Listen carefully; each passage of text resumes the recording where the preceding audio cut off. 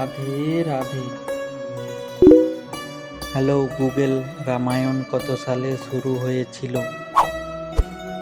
রামায়ণ আনুমানিক খ্রিস্টপূর্ব 4র্থ শতাব্দীতে রচিত হয়েছিল বলে মনে করা হয়। তবে কিছু লোক বিশ্বাস করেন যে এটি আরও প্রাচীন, সম্ভবত খ্রিস্টপূর্ব 1500 অব্দেও মৌখিকভাবে প্রচলিত ছিল।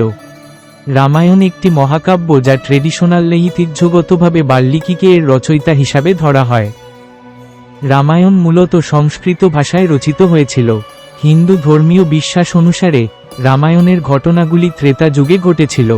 বাল্মীকি রামায়ণের বর্তমান সংস্করণটি প্রায় 50,000 শ্লোক সংবলিত। রামায়ণের রচনাকাল নিয়ে বিভিন্ন মতামত প্রচলিত আছে। কিছু পণ্ডিতের মতে এটি খ্রিস্টপূর্ব 4র্থ শতাব্দীতে রচিত হয়েছিল, আবার কেউ কেউ এটিকে আরও প্রাচীন বলে মনে করেন।